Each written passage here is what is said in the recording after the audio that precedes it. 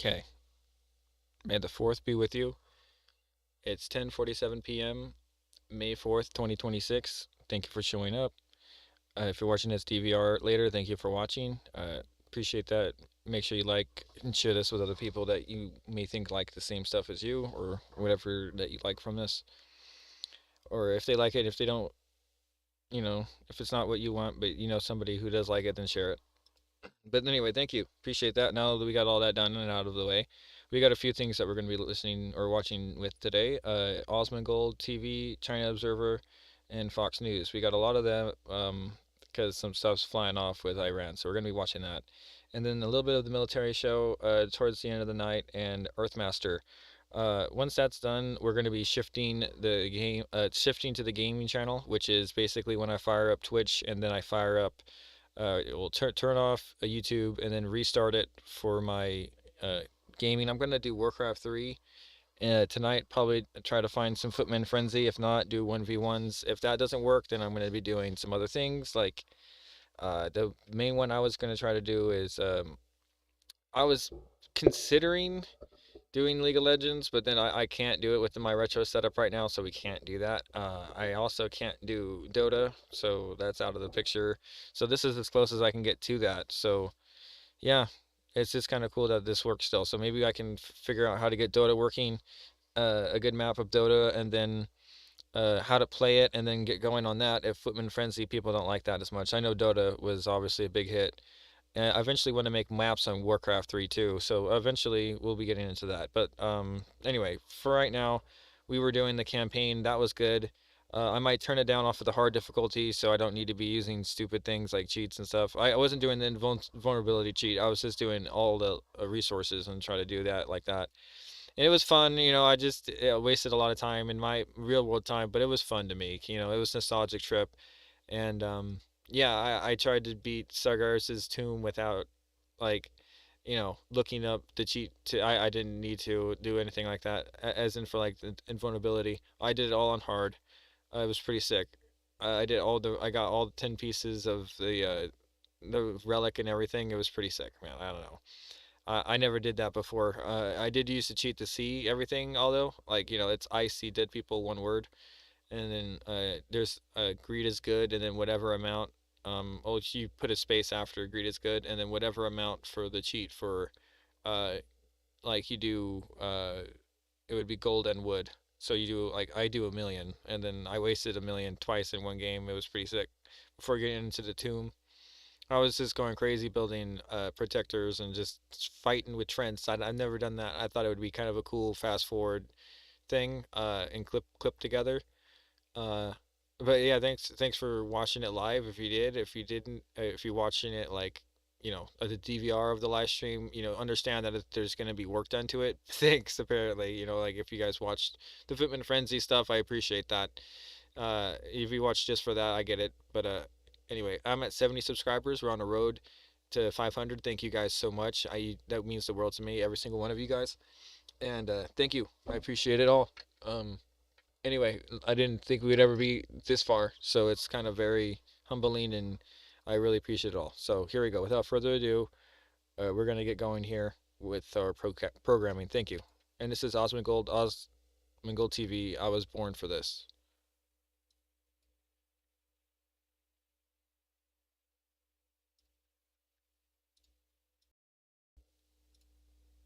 There's a website. It's called Omogle, and it uses, I guess, like I'm thinking like some sort of like facial tracking thing where it tells you like to like rate somebody or something like this, right? Try it. Well, okay, so here's a random guy, right? So here we go.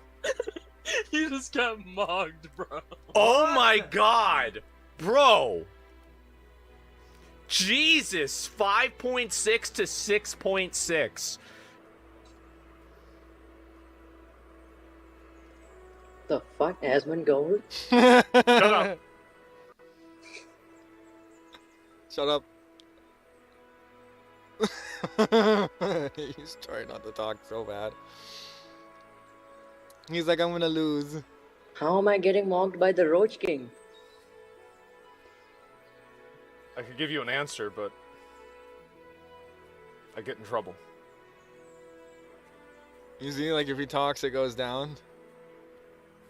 And he just either he calculated the results, he didn't rage quit. Damn! Damn, Mom. What's up? What's up? What's going on? What's wrong? What's wrong? I What? can't see you. Damn! I can't see Damn! Oh! you. You know. Oh, bro, we gotta go again. No, that's all right. That's all right. No, let's hit him. Let's hit him with him again. Oh my God! All right, we do one more. We do one more. 2 for 2, yeah. Okay.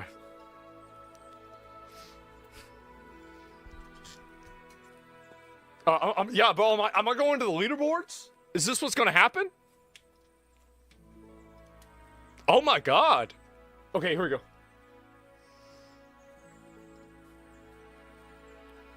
All right. Imagine you find Clav. I'd lose. Hold on, guys. This is my bad. Is this your new main game? I've got a better win rate on this game than any other game. I'll tell you that. Yeah, Okay. definitely not Battlefield 5 for you, bro. That shit was fucking funny to watch. All right. But bro, like I suck at Says request. Warcraft 3. Like I always have. Like I've been trying my heart out. I went to WoW before I mastered Warcraft 3, as you can tell. It's not so. It's so bad. It's so bad. Okay. Okay. I think it's back. Okay, here we go. I'm on Wi-Fi right now doing these, which usually I like doing it on land, but I'm in the truck right now, as you can tell. I got a new light. He didn't go offline, did he?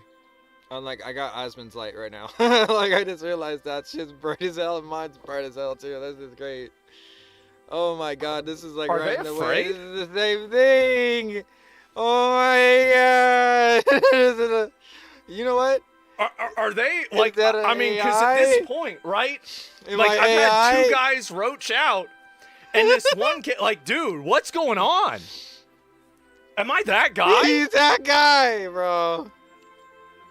That's insane. What's going on? Oh Lord, help this guy. Okay, all right. We're farming Elo like crazy. All right, we're gonna find a new match. It's okay. Mhm. All right, here we go. All right.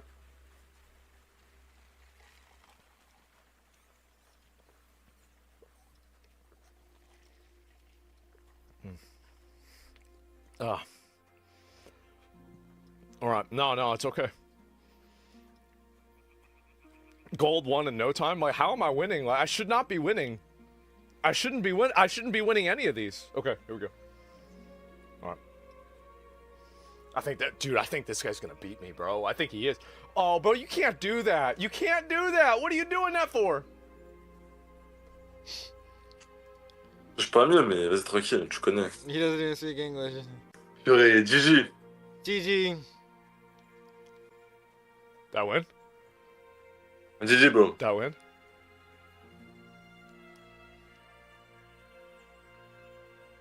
Do you want a rematch, bro?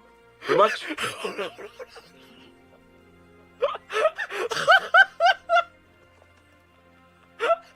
Oh my God, bro! How am I winning these? I don't know. How is this Sorry. happening? I don't know how this is happening. This is insane, Yeah, guys. this is nuts. Guys, is it? There's something wrong here. This app's broken. It's broken. Okay, here we go. Here we go. And that guy It's a wasn't girl. that good. What the fuck? Mocking people like rematch, rematch. There's a girl. Oh no, here we go. Look at this. My monitor looks terrible right now with all this shit. Shut up, bitch! Damn. Shut your fucking mouth. Oh my God. there we go. There we go.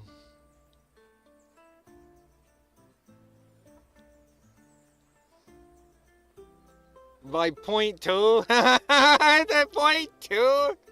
What the fuck is this? Oh, sorry. Sorry. I didn't even know this existed until earlier today. So I got now no, it's second night. that doesn't count. That doesn't count. Olympics? Obviously, it doesn't count. It's a girl. Whoa! Like everybody knows. Like, I don't know why every woman isn't a lesbian, honestly. Like I do think I think Oh men my are naturally God, more man. attractive than women, but I think that women can be more attractive than It's men. like, what the fuck? I think that like on average, men are more attractive. Okay, here we go. All right. Oh no. Bro's got all the light, bro. It's all the light, bro. Oh no, bro. Oh! Oh, fuck. He capped it out of 10, folks. Oh shit, bro! That Do kid you got see? destroyed. Oh my god! The 10-0. roasting. What a little loser bitch! Oh my god. Jesus, this is crazy. Bonkers. Rage quit? Yeah. I think he did. You aborted him? He's young enough to be. Yeah, it's a kid's like Damn. probably 15. The fuck you do? Actually, honestly, he's probably like 21, and like my 21? my like framing No, is I'm not. totally off because I've become old, right? Like I remember like I went back to college like after a few years of like not being in college, and I was like, why does everybody look so young? And it's like, whoa, how the fuck did this happen to me, bro? Like, oh, here we go. All right. Oh, here we go. Here we go. I think that gets real.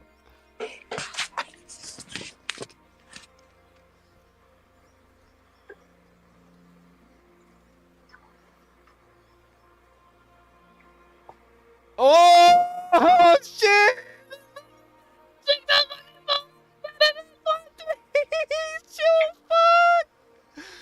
Bro! Bro! Bro! How we do? I'm gonna be honest. Okay, all right. He I mean, was this, on it, dude, bro. what- He are was you on- kidding me, he bro? was on Okay, it, all right. I bro. finally lost. You Mugged by a lost 10-year-old. fair and Shut square. up, bro. Like he cheated. I wasn't even looking at him. You didn't I did not cheat. even look at him, bro. Like What I had the no fuck is idea. this? I don't even know. I got You mauled, cheat? bro. Like he got makeup kit on. What he does? Wait. What? You can't use that. Makeup? The angle matters. There's Wait a no minute. makeup, Really? kid. Wait, hold up. Let me, should I zoom in? The angle matters. By zoom in, I mean move up. Says, whoa! What do I need to do? It's the light. He stuck his chin out? Should I do that? 20% profile. So like Nah, kind of like not like this, but like this. What did he do? I think he was just younger, bro. I think that one was aged out, bro, for you. To be honest. Performance enhancing makeup. Yeah, bro, he's cheating. No. He's cheating big time. No, bro. Huge cheater. Okay, whoa, No, it he says just got like opponent left. Justin Okay, find Bieber'd your out, match. bro. Like that fucking guy just like picked up the phone. And was Hammer like, the camera Like, down on he you. Don't woke do up straight today- on, and don't not thinking Like, he I was just- gonna beat Osmongold and Mogged. Bro, fuck, that's do a full crazy. 180 for the best one. Okay, all right. That all dude right, won all the right, all right. lottery. So I'm gonna go like this. I want to understand this. It was 0.8 though. They were Oh only my 0.8 god, different. really? I just wanted to say that.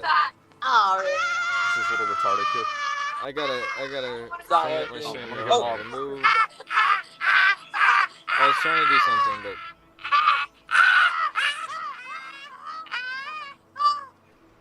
bro.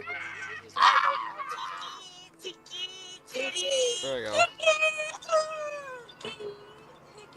What does we even say? Is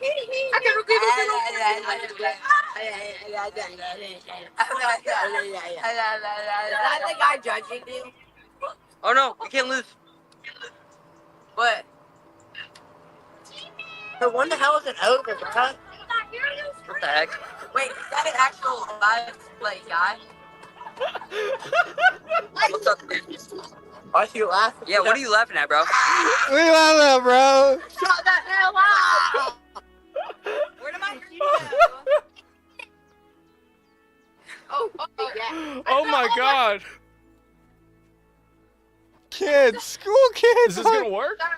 Bro, they were going to school. I don't know. I got back from work. You don't. There's no way this kid's old enough to have a job. This dude, he's trying to play off he's an adult app. Or some shit. Isn't this an adult app? It's like messed up. Weird, bro. Give me a minute. Give me a minute. I'm gonna leave. I'm gonna leave. This is pretty nuts. I'm not How do I gonna lie, leave? guys.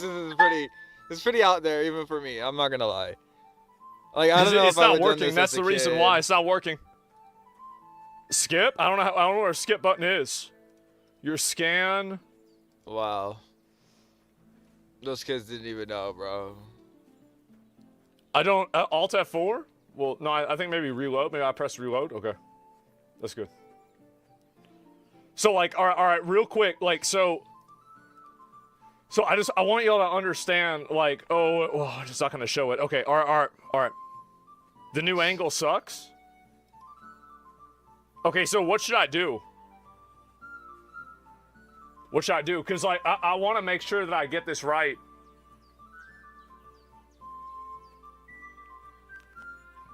Relax the eyebrows. Old angle. Well, I didn't really change it. Like I don't know how. Guys, I don't know what I did differently. I'm not sure what I did differently. I don't know. That's the problem. Like I said, I think it's just the lighting. Okay.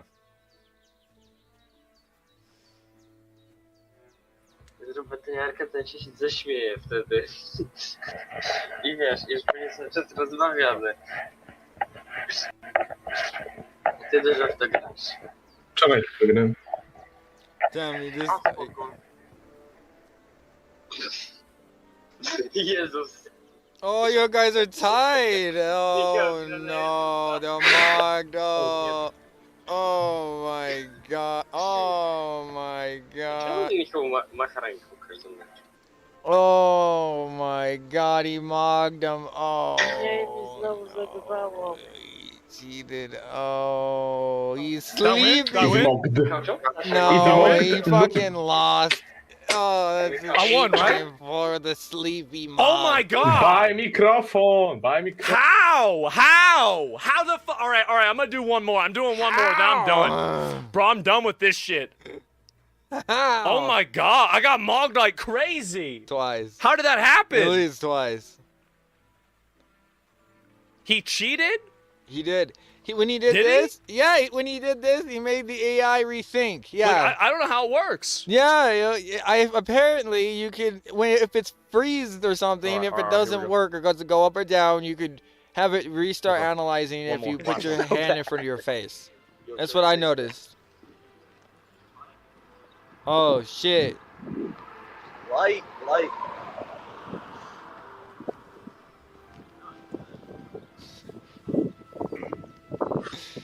Oh fuck, he's not an 8.4 with the wavy hair, walking at the Mog King. Oh shit, he's fucking damn. I'm getting mogged so hard. The hardest Mog, bro.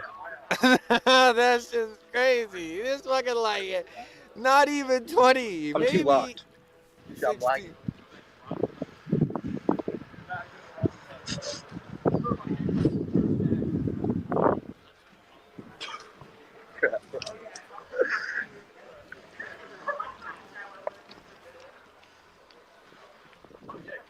He's like frozen, bro. That's gnarly.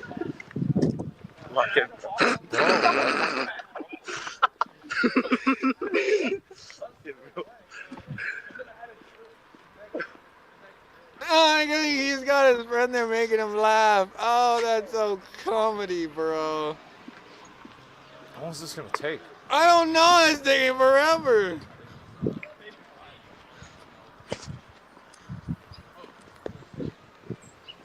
If this dude didn't have a pixelated Why does he keep walking? Like, camera, this is crazy. like I know it's like disconnecting in the middle of the fucking thing. Like, come on, dude. I can't. Yo, are y'all logging? No, I didn't have my socket. Dude, are you mogging? Sub me in, coach. Bro, come on, get a light. Dude, trying to get some Sub me in, coach.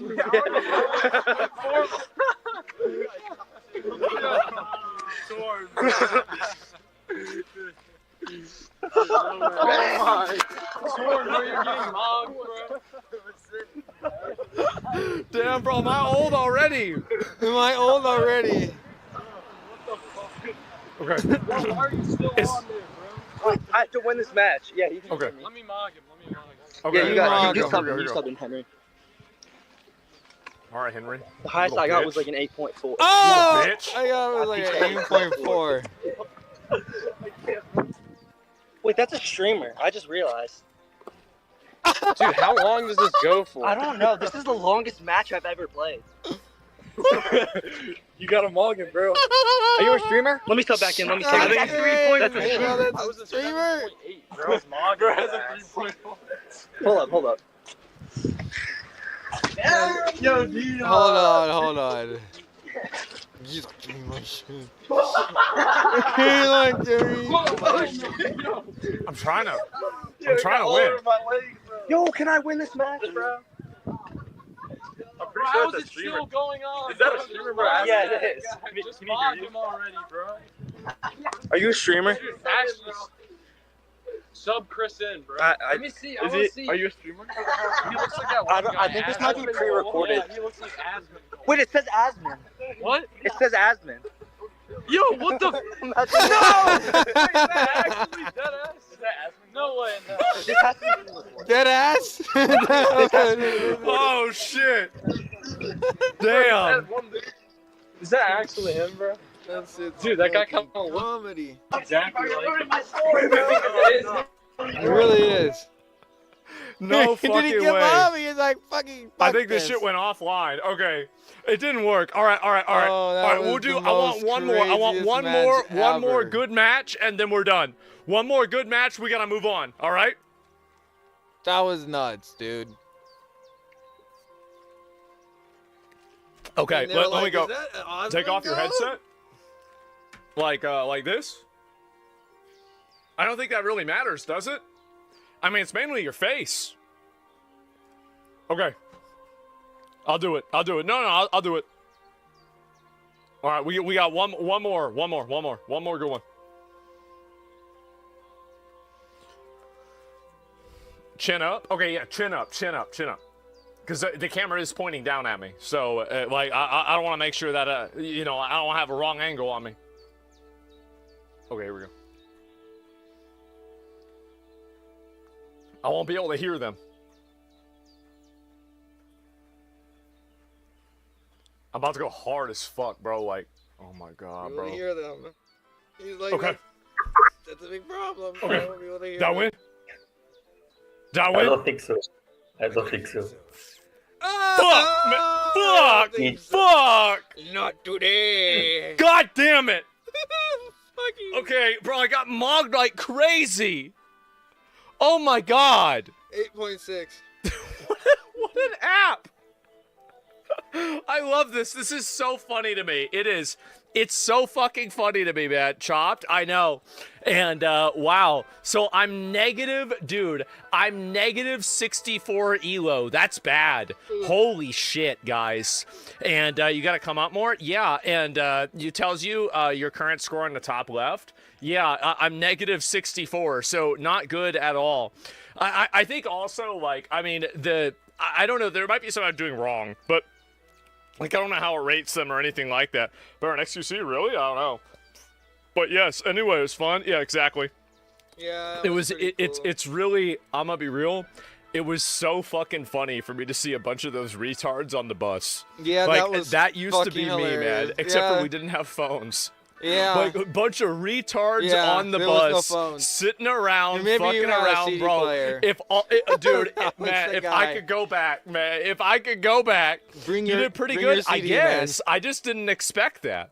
And it was Your your lighting. Walkman. I think, honestly, yeah, I think I'd be a PSL 10 if it wasn't for the light. I think it was the lighting that really, like, I got mogged by the lighting, okay? Like, that's what it was. And trying to mog By young. the Yeah, lighting. and the thing is, too, like, I'm 35, right? I mean, if I can mog like a 19-year-old guy, Yeah, I it's feel like that's pretty pretty good. impressive. Yeah, like that's what I'm if I saying, win bro. any of That's- those, you get what I mean? that's Like, bro, really good. come on. So I'm not feeling too bad about that at all. Yeah, he's on it, bro. He's on the right path. That's not self-destructive to think this way. Speaking of self-destruct, oh my god, China looks like it's underwater. This is China Observer.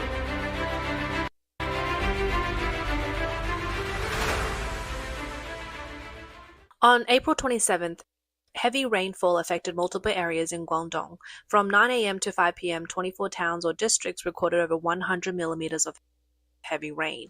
Among these, the Shawan Street in the Qikan district of Zhanjiang saw 219.6 millimeters of rainfall, and Tongqing town in Miaoming recorded 165.5 millimeters. Online videos saw severe urban flooding in both Zhanjiang and Miaoming, with muddy floodwaters submerging streets, making it difficult for cars to move, almost as if they were floating. Some vehicles were even stalled in the water. In some areas, the foundation of buildings were washed away, causing collapse, and roads sank. Street-level shops were flooded, with debris floating around in the water, creating a mess. This typical example of urban flooding is happening again in 2026. It sparked heated discussions online. The cause? The underground rainwater drainage system upgrade project in downtown Zhanjiang, which cost a large amount of money, was only completed 5 months ago.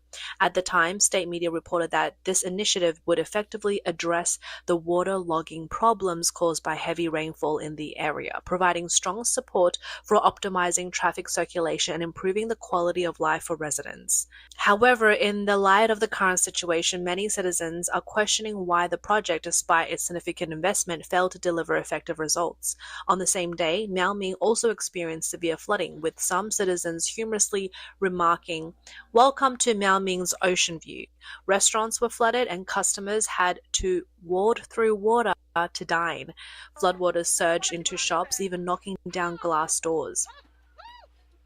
In addition, on April 27th, Guangxi's Qingzhou city was also hit by heavy rain, resulting in vehicles being submerged. 在青州市区这里 In Qingzhou City, here is a Baojun SUV. The owner says the water reached all the way up to the roof. You can see the engine compartment is full of mud, and even the seats are messed up. You can tell the water level was really high. It's completely ruined. This car is worthless now. We're just going to scrap it. Urban flooding also caused power outages in some communities, leading people to gather on the streets to charge their phones. As public frustration grew over the apparent failure of flood prevention infrastructure, a video filmed 2 days before the heavy rain surfaced, drawing public attention. The video revealed that the city's drainage system was incomplete. Some drainage pipes were entirely filled with solidified cement, a shocking discovery that exposed the serious quality issues of the flood prevention works. Such absurd findings are a huge blow to China's flood control infrastructure and highlight significant regulatory blind spots. This issue is not just isolated to smaller cities with fewer construction funds or resources. The failure of drainage system is a widespread problem in many Chinese cities. Even major cities like Guangzhou and Shenzhen face similar issues. Guangzhou, one of the first cities in the south to implement rainwater and wastewater separation and sponge city projects, has an advanced drainage system compared to other cities in China. According to the Guangzhou Sponge City Construction Special Plan 2021 to 2035, the city plans to build 3,003 sponge control units covering 105 drainage areas.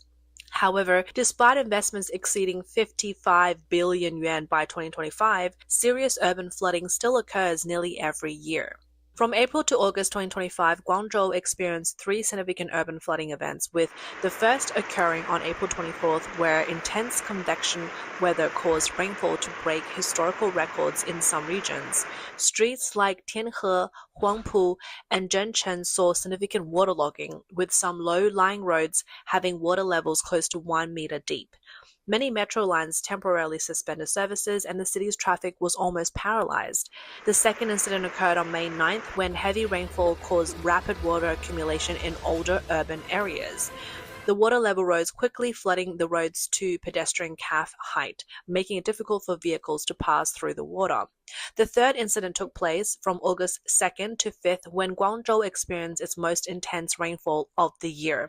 Many Cable areas saw management. deep water accumulation on the roads, leading to significant traffic congestion. Some areas required temporary road closures, and the authorities classified it as a severe impact event. In Shenzhen, between 2019 and 2023, over 60 billion yuan was invested in drainage system improvements, the treatment of black and odorous water, and sponge city construction. However, the city experienced 3 major flooding incidents in 2024. On September 7th to 8th, 2023, Shenzhen saw strong rainfall over a short period, causing serious flooding in multiple districts, including Luohu, Longgang, and Futian. Some areas experienced water depth close to 1 meter, with over 120 underground parking lots flooded, causing significant vehicle damage. In Longgang, some metro station entrances experienced waterfall-like backflow, leading to temporary suspension of multiple subway lines. At Luohu Railway Station, the underground entrances were completely submerged, causing widespread disruption of the transportation system. The Shenzhen Water Affairs Bureau later explained that the rainfall intensity exceeded design standards, but the public did not accept this explanation. Social media was flooded with skepticism, with many commenting, "Spent 60 billion and still flooded." Clearly, the public is increasingly distrustful of the design standards excuse. Nanning, a pilot city for the National Drainage and Flood Control System, has invested over 5.7 billion yuan in recent years to advance rainwater and wastewater separation, drainage network upgrades, and sponge city construction. However, Nanning has faced urban flooding incidents in the past 2 years, leading to water accumulation in the city center and traffic paralysis on some roads. The public is voicing frustration, saying that despite the billions spent on sponge city construction, the flooding That's a still lot of water. persists. In China, infrastructure projects, drainage systems, due to their hidden nature, are particularly prone to quality issues. Some projects may involve shortcuts, substandard materials, or inspections that lack thoroughness. Since drainage pipes are usually underground, it's difficult for the public to observe construction details, and daily supervision is challenging. Issues are not discovered straight away, leading to delayed correction of quality defects. Under normal conditions, these problems may not be apparent, but during heavy or prolonged rainfall, the drainage system's capacity is tested and underlying flaws surface. Similar cases are widespread across the country. In June 2025, during a special inspection on the renovation of rainwater and sewage separation system across Jiangsu province, the inspection team discovered widespread manipulation in the completed remediation records in Jiangyan district, Taizhou. The documents indicated that the rainwater and sewage separation had been completed and inspection wells had been renovated. However, on-site verification revealed that many rainwater wells were still connected to sewage pipes, and some inspection wells only had superficial blocking, with actual connections still intact. The district-level housing and construction departments had not It's pretty conducted crazy, any guys. I follow-up want you to know reviews. this. In April 2025, the Sichuan Provincial Audit Office, during its audit of municipal drainage engineering funds for 2023 to 2024, found discrepancies between materials and design specifications in several drainage network renovation projects. Some engineering contracts require the use of C30 grade reinforced concrete pipes, but on-site checks revealed that C20 or lower strength pipes were used, and some pipe walls were insufficiently thick, indicating clear material shortcuts. The auditors also discovered Oh that my some God, material so they inspection just records put were falsified, skunk- with I see signatures what added they're later, doing. not That's matching not actual even, construction times. Oh my God, at During least the they heavy did some rains tongue and in groove June shit there. 2023, several residential The other communities stuff in before was just like Huishan hung district, there and then Wuxi, they Jiangsu cemented province it. experienced sewage wells Oh no. overflows and backflow of sewage into rainwater pipes. That could be Investigation terrible. by the Like district's Housing and earthquakes, Construction Bureau found they that crack in the 'em, rainwater and the sewage dirt separation falls in project, there. contractors Oh. had connected the rainwater pipes to sewage pipes by mistake, and some areas still had mixed connections, Oh, with construction plans sewage not matching pipes the with the on-site fucking situation. rainwater The ongoing pipes. exposure of drainage Oh, system quality issues nationwide has not only revealed look at the this. vulnerability of these Oh, systems, but also highlighted the systemic risk posed by hidden infrastructure in the current governance systems. Additionally, The construction of urban drainage systems requires significant funding, and with increased pressure on local government budgets, many cities face tough decisions regarding infrastructure investment. As drainage systems do not yield direct economic benefit, they are often pushed back in favor of other projects. An academic at the International Eurasian Academy of Sciences and former Vice Minister of the Ministry of Housing and Urban Rural Development, Qiu Baoxing, has repeatedly pointed out that the long-standing focus on surface-level development, neglect of underground infrastructure in China's urbanization process is the deep-seated cause of the drainage network's collapse. In the traditional model of urban expansion, skyscrapers and wide street creates the city's facade, quickly delivering a visual impact, while underground drainage systems, the city's core, do not create visible political achievements. Therefore, in resource allocation and investment prioritization, underground infrastructure is often marginalized. This first above ground then underground approach has led to many cities' drainage system being constructed haphazardly, built where it needed fix, where flooded. This patchwork construction result in inconsistent standards between new and old networks, with varying pipe diameters, leading to bottlenecks where large new networks connect to older, narrower ones. During heavy rainfall, such patchwork networks lacking system resilience are prone to intestinal blockages, leading to widespread backflow. At the same time, the regular maintenance of drainage systems remain a long neglected issue. Drainage pipes need regular cleaning, inspection, and repair, but many cities lack long-term maintenance mechanisms, leading to serious blockages, clogged drains, and pump station failures. In Guangzhou, during the 2019 heavy rain, multiple rainwater drains became clogged due to long-term neglect and significant garbage accumulation. In Shenzhen, during the 2021 heavy rain, pump station failures caused severe flooding on several sunken interchanges. In Foshan, in 2022, heavy rain revealed structural damage in drainage pipes due to years of inadequate maintenance. According to data from the Ministry of Housing and Urban Rural Development, China's urban drainage network spans approximately 850,000 kilometers, but over 40% of the network has been in use for over 30 years, beyond its designed lifespan. The design lifespan of drainage system is typically 30 years, but many cities' networks have been in use for over 40 or even 50 years, resulting in severe aging, damage, and accumulation issues. Beyond engineering quality, financial bottlenecks, and maintenance problems, misaligned urban planning and flood control concepts are significant contributors to system failure. During rapid urban expansion, large areas of land are hardened, and data shows that the average hardening rate in Chinese cities has exceeded 60%, with some cities even surpassing 80%. In Shenzhen, with a higher hardening rate, surface runoff during heavy rain is more than 3 times what it would be in a natural state. In 2020, during a heavy rain, many areas in Shenzhen experienced severe waterlogging due to the loss of infiltration capacity as surrounding green spaces were developed into commercial complexes.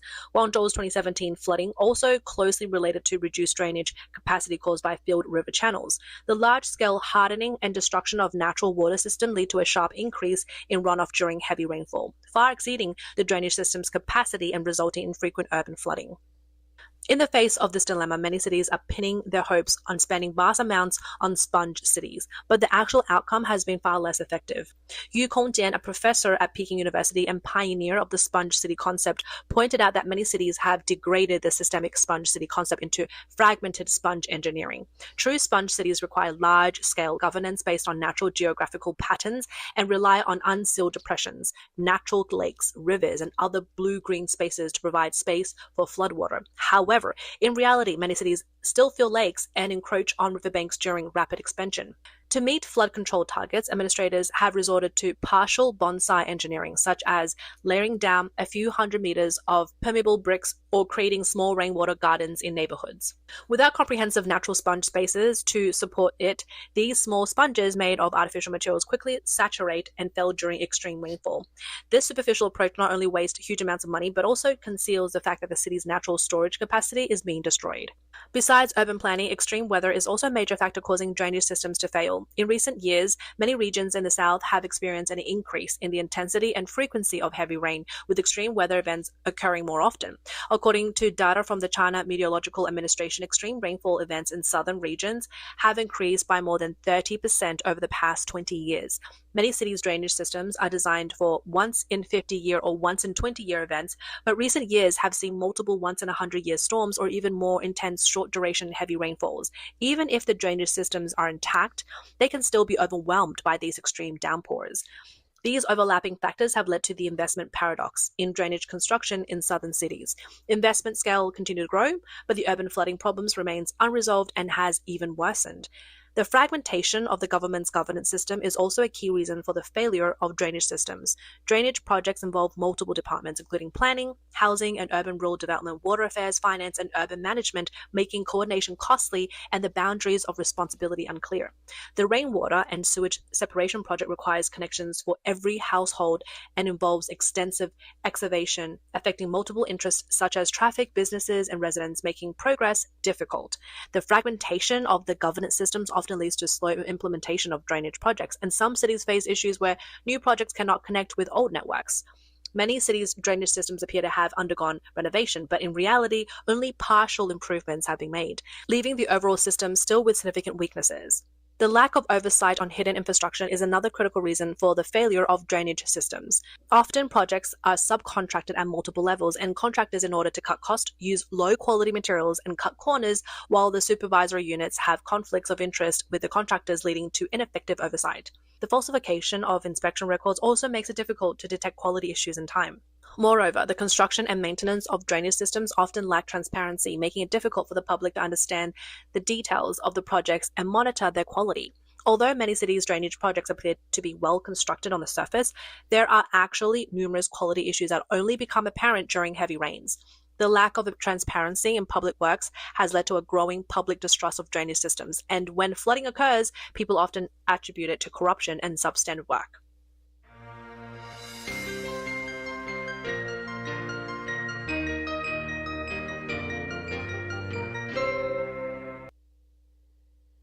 China Observer, folks. All right, here's a short one from, I'm pretty sure this is... House Republicans squeaked out a string of wins on Capitol Hill this week. In addition to ending a months-long DHS shutdown, lawmakers passed support for farmers and extended foreign surveillance powers. That's next. But a massive reconciliation could bring new challenges. And with that, we welcome in the House Majority Whip, Tom Emmer. What a real pleasure to have you with us. I have to say, as weeks go, last week was a pretty good one for the Grand Old Party. What say you?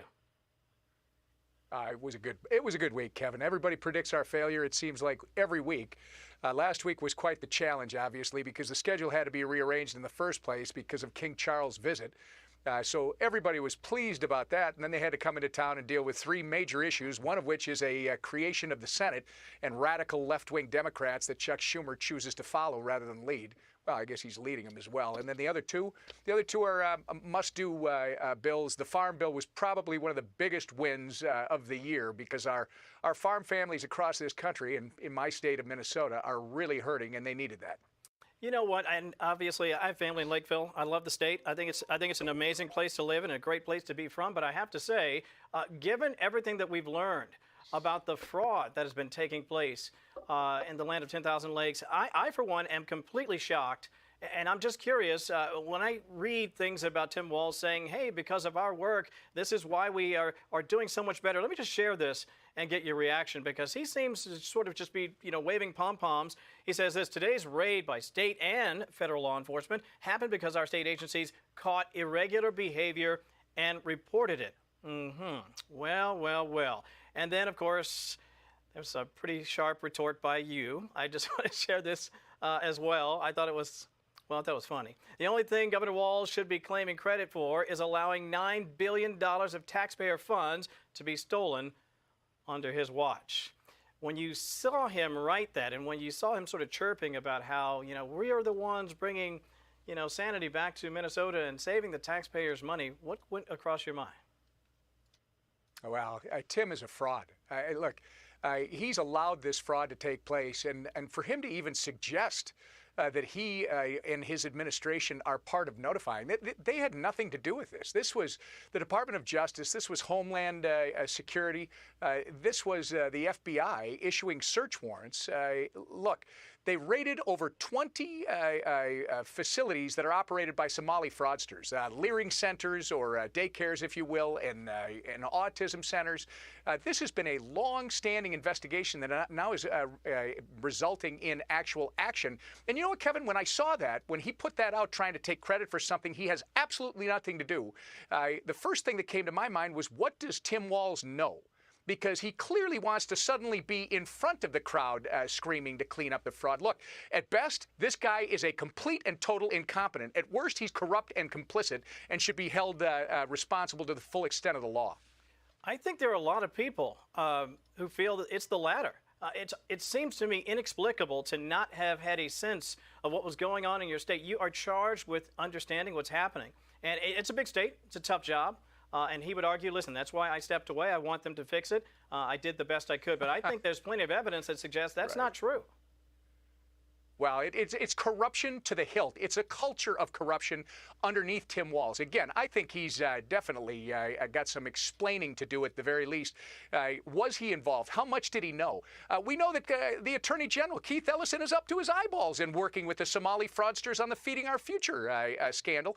This guy was actually telling them just a month before that scandal broke, when the warrants were issued and people were indicted, he was telling them he would stop. He would help obstruct any investigation. Then you got Ilhan Omar, for goodness sakes, Kevin. This is a gal who reports she's now worth $30 million, and months later, when the heat starts to ratchet up, it's suddenly, oh, my accountant made a rounding error. A rounding error from less than $100,000 to $30 million. Corruption is the definition of the Democrats in Minnesota right now, and these are the leaders. They all need to be exposed. They need to be held accountable, and God forbid that they actually were working with these fraudsters. They should all go to jail. Spot on, especially when you consider. Yes. I think I saw a video of an alleged wine concern that she was apparently a part of, or her husband was a part of. There was no wine there. There's no there. And I've seen all the video, Nick Shirley and others. They go to these Leering centers and other places, and there's nothing there either. They're just soaking the taxpayer for billions of dollars, and it's incumbent upon the leadership in the state not only to get to the bottom of what happened, I'm so happy but everybody's for those who are taking the white pill responsible on to this. face consequences. Last thought to you. Yeah, a sad thing, so Kevin, bright. is if it weren't for Donald It's J. so Trump bright. and the Trump administration, It's only this got would one still be level going of on. bright. This is It's all so about fucking Donald Trump crazy. saying enough is enough, Oh. and literally sending 11 of We need his a real cabinet stat. members to Minnesota to Stat. uncover housing fraud, to uncover daycare fraud, Medicaid Ah. fraud, to uncover all of this fraud so that Tim fu- Walz and the Walz Woo, administration, this Keith is so Ellison, Ilhan bright. Omar, all of them have been actively in the center of now for more than 7 years. It's about 7.5 That's years. better. Thank God for President Trump. Otherwise, we wouldn't be starting to get to the bottom of this. It is the House Majority Whip. Always great to see you. Tom Emmer joining us today, Congressman from the great state of Minnesota. Best to you. Have a great weekend. Same to you, Kevin. Thank you so much. Be sure to like and subscribe for all the Fox News Here we latest go. on YouTube and catch full shows streaming now on Fox One. That mugging video still got me laughing because their lighting was similar to mine. I'm still laughing because of it. I have been effectively black-pilled on our scientific and medical Oh! establishment. I don't believe that they have our best didn't know he interests was gonna in say mind. that. I believe that they are medical communists and that they have created mutant viruses using animals to Mutant attack human viruses. beings and to get their one world globalist government and global communism. And I can prove it to you. Here's how. I have a video of Dr. Fauci describing the COVID virus 3 years before the COVID virus. Now, ignore all of the pandemic planning that you could see in Jeffrey Epstein's emails with Bill Gates. They obviously knew this was coming, but if you research what Dr. Fauci did, you'll find that he was put in charge of bioweapons after 9/11. The Patriot Act gave Dr. Fauci unlimited black box funding through the Pentagon to create bioweapons. He did that here in America.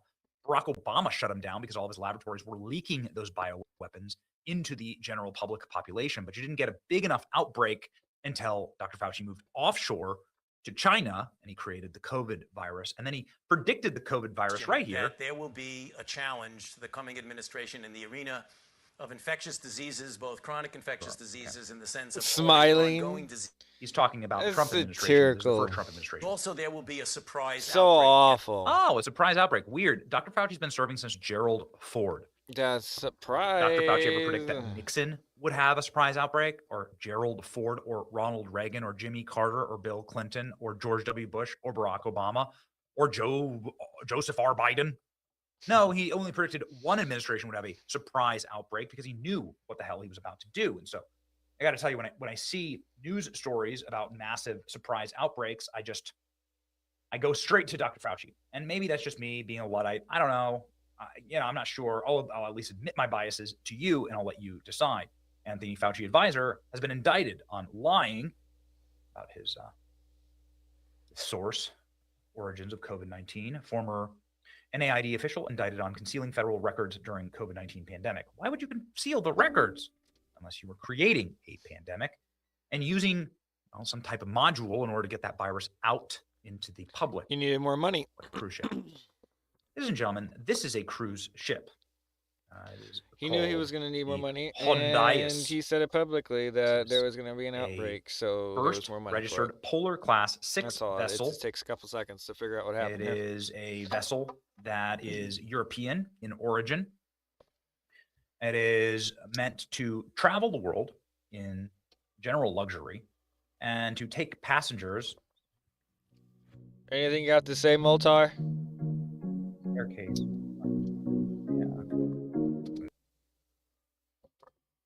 Too many musics. You know what, dude? I can't do it. The head of U.S. Central Command calls the U.S. effort to escort ships through the Strait of Hormuz essential to regional security and the global economy. Chief National Security Correspondent Jennifer Griffin has details tonight. The small boats were all going against commercial ships, and all were sunk by Apaches and Seahawk helicopters. CENTCOM Commander Admiral Brad Cooper said the U.S. military defended 2 U.S. commercial vessels as they crossed through the Strait of Hormuz from incoming Iranian cruise missiles and drones. Apache gunship helicopters blew up 6 Iranian fast boats, threatening those ships. I've transited through the Strait of Hormuz probably 100 times in my career. You typically see between 20 and 40 small boats in a pack coming out. Today we saw 6. And eliminated them quickly. I think this is an example of the degradation of their capability. It doesn't mean it's all gone, but it's highly degraded. The conflict entered a new phase today with the U.S. military beginning a new operation to break Iran's attempted blockade of the strait, opening a safe passage lane near Oman, while still enforcing a blockade of any tankers and ships leaving Iran's ports. The clock is ticking on Iranian oil storage as crude piles up on tankers and at export hubs like Iran's Karg Island. Analysts estimate Iran could hit capacity in about a month. So Iran has about 13 days worth of storage. They have around somewhere between 15 to 18 tankers available in the Persian Gulf. You do the math, they have a few days on onshore storage capacity left, and then another 30 to 45 days of tankers to fill up. They have already started dropping the oil extraction significantly. U.S. officials tell me we are closer to the resumption of major combat operations than we were 24 hours ago after Iran fired at U.S. vessels today. No orders have been given to end the ceasefire, but according to this official, we preserve the right to eliminate any threat to commercial shipping. We don't have to wait until Iran fires first. Brett? Jennifer, thank you. No, we don't. Harris will take it from there. Top of the new hour. The temperature in the Middle East is rising again after the UAE said Who would've Iran fired thought 4 missiles towards it. You're gonna this sit here morning. and be And like, moments ago, yo, President Trump I don't speaking believe to this Fox shit. on the situation in the strait. Bro, I Breaking believe news, this the shit. top of the hour for you. Hello and welcome, everyone. I'm Sandra Smith. Larry Kudlow is in for John Roberts and will join us here shortly. This is America Report. So let's get right to the news. And Trey Yingst, he's got that for us. Trey just spoke with President Trump moments ago. He's live from Tel Aviv for us. Hello, Trey.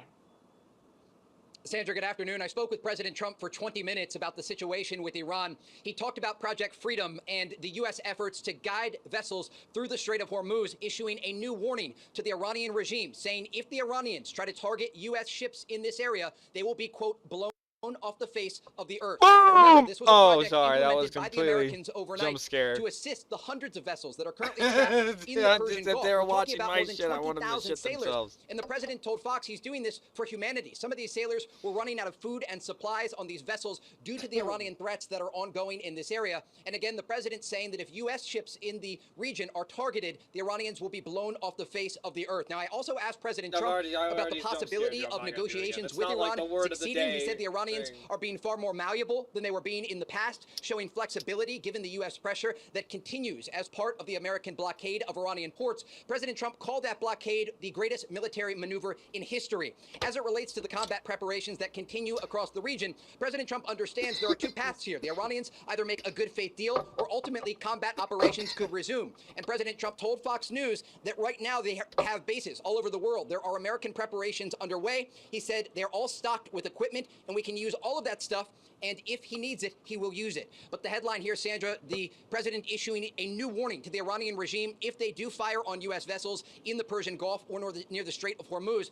And today we can report, according to CENTCOM Commander Admiral Brad Cooper, there were multiple attempts on American vessels and merchant ships in this region. And Cooper says that there were U.S. efforts to shoot down both missiles and drones in the Persian Gulf as these Iranian efforts to attack vessels in the region continue. Sandra? All right, so Trey, is it fair to say you got a sense of optimism as this continues from President Trump in that phone call? Yeah, absolutely. The president is in charge here in terms of not only the negotiating table, but also the U.S. military posture across the region. You have the excellence of the U.S. Navy on display here. And the president even talked about how just 2 weeks ago there was that vessel that tried to break through the U.S. blockade. And ultimately, American forces fired into the engine room after giving the vessel 4 separate warnings. And it stopped that vessel in its tracks. And this is a display of what will happen if the Iranians try to test the U.S. blockade. So far, it's been quite successful in stopping these vessels, specifically from Iranian ports. Remember, this is very important to note here. The United States is not trying to stop any sort of merchant vessels who are going through the Strait of Hormuz. They're actually trying to help these vessels make their way through this area despite the Iranian threats. It's the vessels that are coming from Iranian ports that are being stopped. And we're talking about a lot of oil that is currently in the Persian Gulf that now the United States has control over when and where it moves. And the president talked about this as well. The Iranians tried to put pressure on the United States and the military in the region, and their plan backfired. And ultimately, that led to President Trump controlling the Strait of Hormuz. And that is what we are seeing right now. Iranian ports are totally stopped at this moment. They cannot move vessels out through the Strait of Hormuz due to the U.S. Navy blockade. And the president now is issuing this new warning to the Iranian regime if they try to escalate in the Persian Gulf. All right, Trey, we'll get brand new reaction to that. Trey, thank you. Joining us live from Tel Aviv. Mike Jernigan is a retired Marine Colonel and a Heritage Foundation visiting fellow. Colonel, welcome to you. Get your reaction out of the gate there to President Trump and the news. A warning to Iran, if it attacks those U.S. vessels, they'll be blown off the face of the earth. Also adding that they have become much more malleable. Your thoughts on this moment? Yeah, thanks, Andrew. I think what we're seeing is that what the president said is the actuality of the United States Navy enforcing a blockade, as opposed to the theoretically of the Iranians saying the straits are closed. You know, U.S. warships have been running up and down the straits for weeks and haven't hit any mines. The insurance companies are closing the straits. So I think what you're seeing is the IRGC is trying a last-ditch effort to do something with its little small boats, as you saw in the previous report, that 4 small boats were sunk by the United States Navy. So I think this is showing how the strength of the United States Navy is working. Okay, so this is U.S. Central Command Admiral Brad Cooper just a short time ago on the cruise missiles going after those Navy ships. Okay, I just skimmed the whole thing, and they're just pretty much recapping the whole thing for an hour and 15 minutes. We're not going to watch any more of that. TikTok prank man gets arrested on 6 felonies. What's he doing? You think this is like a TikTok thing? It is a TikTok thing. I clocked it immediately. Nice. Good job mopping that. These idiots are going to do this to the wrong guys, or a guy that's having a bad day, and they're going to get hurt. When a TikTok prank draws millions of views online, a young influencer sets out to top it with an even bigger viral hit. But after one stunt spirals into chaos and violence, the attention it brings is not the kind he had in mind. Chevy police, come to the front door, nothing in your hands. The following is based on official police records to date, and some of the footage has never been seen before until now. What is this? Please note that all persons charged with a crime are presumed innocent unless and until proven guilty in a court of law. Well, on March 17th, 2025, police in Tempe, Arizona. It was a year ago. Figure it out. Russia's full-scale war with Ukraine may have begun in 2022, but the conflict between the two countries actually dates back much further, to 2014 to be precise. It was then that Russian forces carried out the illegal annexation of Crimea, stealing an entire region away from their neighbour over the span of just under 4 weeks. Ever since, Kyiv's officials, military commanders, and the Ukrainian people at large have been desperate to someday see the complete recapture and total de-Russification of Crimea. At long last, their wait may be coming to an end, and there's little that Russian President Vladimir Putin can do to stop it. And this certainly isn't what Putin would have expected when he claimed Crimea as part of Russia over a decade ago.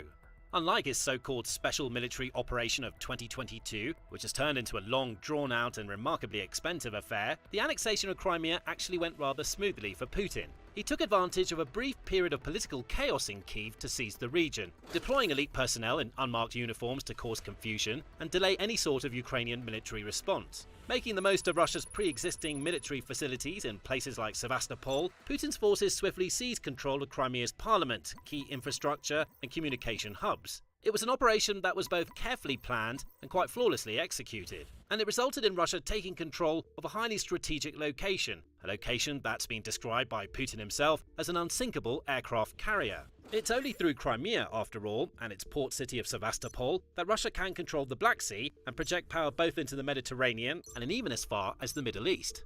Whoever owns Crimea also enjoys influence over the various trade routes across the Black Sea, and it's worth noting that the surrounding waters are rich in natural resources like oil and gas. In short, it's an extremely valuable territory to control, and Russia took full advantage of that control when preparing for the full-scale invasion in 2022. It funneled troops, munitions and military equipment into the peninsula, which are then used to bombard Ukraine's southern regions. Since then, over the course of the conflict, Russia has continued to rely on Crimea as a military launch pad. It's fired countless missiles and drones on Ukrainian towns, cities and frontline positions from the peninsula, while also using the famous Crimean Bridge, which connects Crimea to the Russian mainland across the Kerch Strait, as a significant supply line. But Russia has never been able to fully settle in Crimea and exert complete control over the region, because Ukraine hasn't allowed that to happen.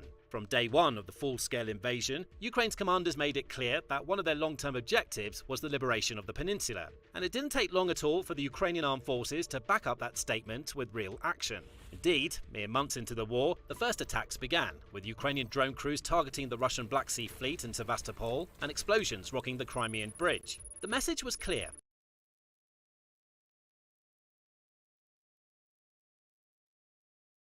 Even while battling Russia along hundreds of miles of frontline territories in regions like Donetsk, Luhansk and Kherson, Ukraine was determined to make Crimea as dangerous as possible for enemy forces to occupy.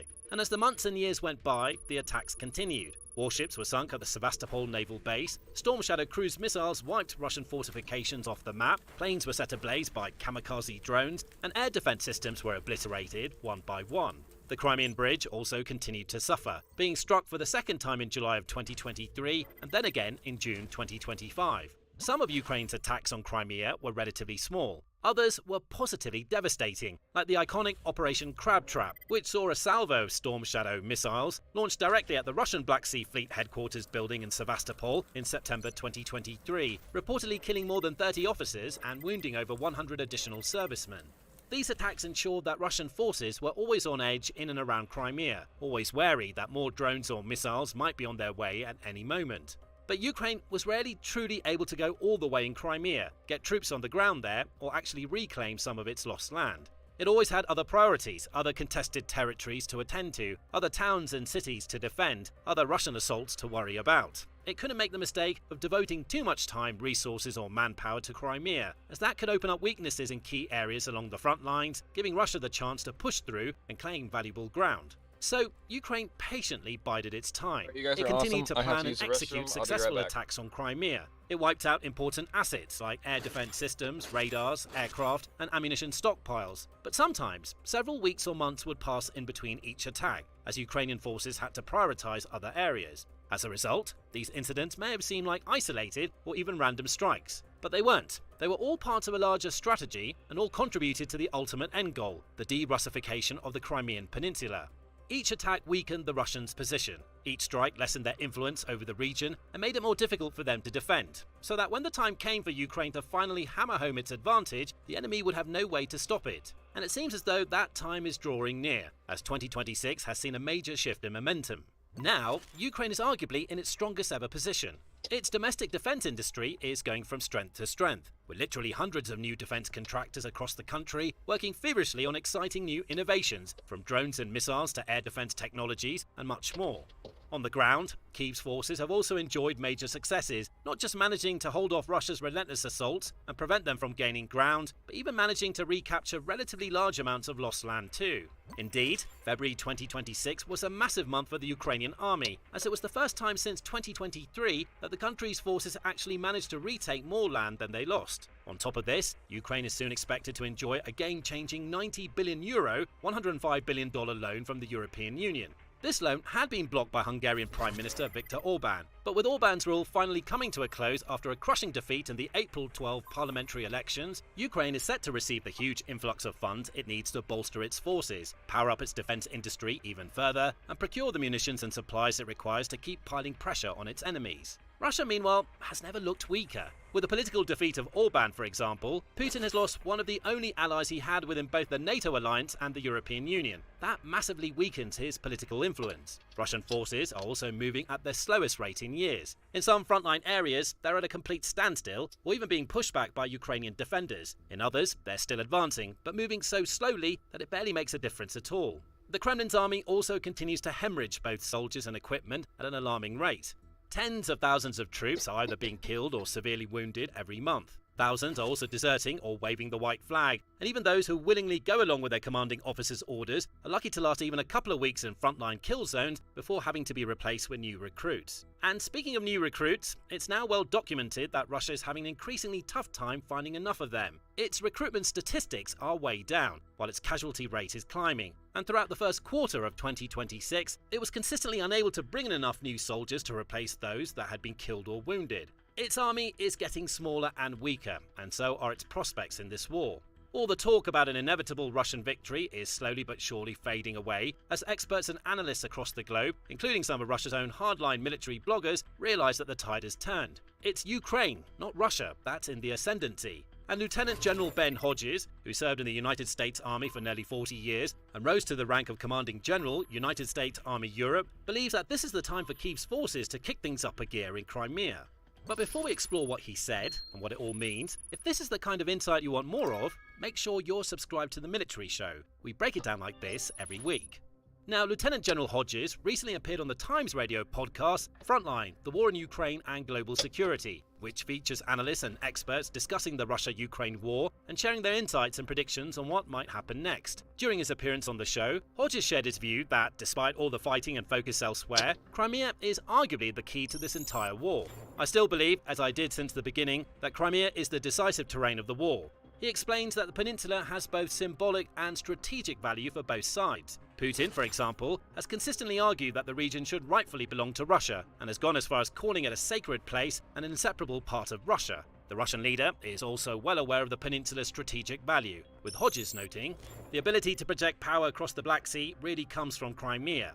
He goes on to note that if Ukraine were able to recapture Crimea and regain control of its ports and airfields, it could change the face of this war entirely. Hodges notes that the likes of Ukrainian President Volodymyr Zelensky and the country's Commander-in-Chief Alexander Syrsky will be well aware of the region's value and will no doubt have Crimea near the top of their objective list. While he believes that a direct ground assault in the region won't happen yet and isn't really necessary at the moment, he expects more sustained attacks against airfields, air defences and other targets. He also believes that the Crimean bridge's days are numbered, stating in no uncertain terms, "That big bridge is eventually going to come down."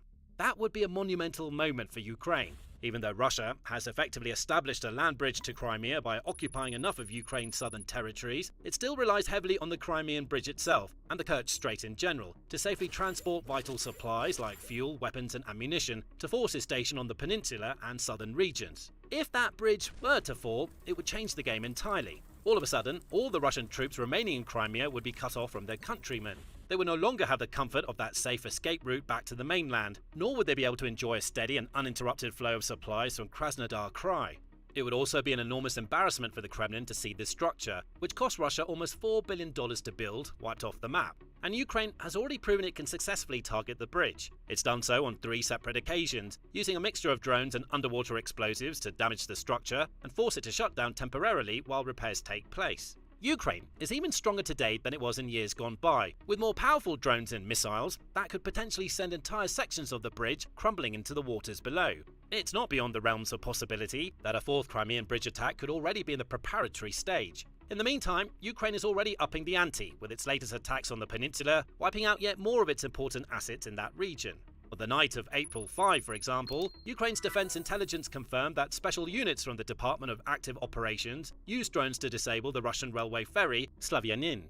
This was the last railway ferry operating across the Kerch Strait. Those ferries had been delivering the likes of military equipment and ammunition across the water to Russian forces in Crimea. But with all of these vessels now having been destroyed, damaged, or otherwise disabled, Russia will inevitably find it more difficult to get resources from point A to point B. It will most likely have to use the Crimean Bridge more regularly, which would make it an even more valuable target for Ukraine to take out. Alternatively, the Kremlin's commanders could choose to funnel supplies across the occupied Donbas territories and down into Crimea via the Kherson region. However, the trouble with that plan is that those routes are much closer to the frontline fighting, and therefore much more at risk of Ukrainian drone strikes, missiles, or even artillery attacks. With Kyiv's drones always in the air, scanning the surroundings for any sign of Russian activity, it wouldn't necessarily take too long for them to hone in on any convoys headed towards the peninsula, and from there, it would be just a matter of time until strike drones or missiles are dispatched to take them out. And Ukraine is already concentrating its efforts on disrupting those land-based supply lines. Over the course of a week-long campaign in April, it carried out several successful strikes along a critical land corridor linking Russia and Crimea. 3 Russian arsenals and 3 separate supply depots were targeted and damaged, with Ukrainian forces also attacking 2 logistic hubs that helped to coordinate the flow of supplies along the corridor. On April 20, reports also emerged of Ukrainian defense forces carrying out additional strikes on 2 of Russia's large landing ships stationed in Sevastopol Bay. The 2 ships were later identified as the Project 775 Yamal and the Project 117 Nikolai Filchenkov. The Yamal was capable of transporting up to 500 tons of cargo, including armored vehicles and troops, and is valued at over $80 million. The Nikolai Filchenkov, meanwhile, is even bigger, with a maximum capacity of around 1,000 tons, giving it the ability to ferry quite a large landing force across the water. Despite being the larger of the 2 vessels, it's also older and not quite as expensive, but still valued at around $70 million. These attacks, combined with the strike on the last Kerch Strait ferry, send a clear message. Ukraine is severing Russia's supply lines to Crimea. Bit by bit, it's isolating the region, making it harder and harder for the Kremlin's troops to get the fuel and munitions they need to defend themselves. In taking out the likes of landing ships, Ukraine is also preventing Russia from building up a bigger force on the peninsula. This is so important because in the past, even if Ukraine was able to eliminate a Russian air defense system or other asset on Crimea, the enemy could always simply replace what it had lost. If Kyiv's drones wiped out an ammunition stockpile, for example, Russian forces could just load up ammo from other regions and ferry it across the strait or over the Crimean Bridge. But with the supply lines being cut and pressured, that will no longer be possible. Looking at the bigger picture, this could be the start of something much larger. If Ukraine is able to isolate Crimea, then any Russian forces left over on the peninsula would essentially become sitting ducks. And with Ukraine's drones and missiles getting better and more accurate with each passing year, the defense forces would have little trouble eliminating the remaining troops. In turn, the Kremlin's control over the region would rapidly diminish, and if Ukraine could eventually forge a pathway through Kherson, it could exploit its enemy's weakness and someday send its own soldiers in to recapture the area. That may seem like a long way off, but all the pieces are already in position, and Ukraine's military is making all the right moves to finally bring its de-Russification vision to fruition. And with the Kremlin facing rising casualty rates, devastating equipment losses, stalling frontline assaults, and flailing recruitment campaigns, it no longer has the means to fortify Crimea as strongly and solidly as it did in the past. So, if Ukraine can even exert partial control over the region, everything would change. Russia's Black Sea Fleet, which has already been forced into hiding by Ukraine's drone strikes, would become irrelevant, as it would no longer be able to safely use Sevastopol as its home base. The Kremlin would also lose power projection capabilities and influence across the Black Sea and beyond. Then, in the long term, if Ukraine is eventually able to fulfill its long-held dream of becoming part of the European Union or the NATO alliance, Russia's sphere of power will decrease even further. It would represent an astonishing turnaround from 2014. Back then, after such a speedy and efficient takeover operation, Putin thought he'd secured Crimea as part of Russia for generations to come. Now, he's finding out how terribly wrong he was. Now you can learn more about how Ukraine is turning the tide of the battle in this video, which explores how Kyiv's forces recently liberated large swathes of land in occupied territories. Or watch this video for in-depth analysis of how the once mighty Russian army has been brought to its knees. And finally, don't forget to subscribe to the Military Show too, for more insights, analysis and breaking news on the Russia-Ukraine war and other important conflicts across the world.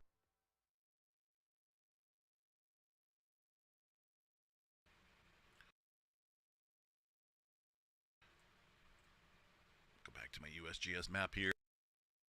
Aside from that, Washington a little quiet up here. One little earthquake from yesterday, it looks like.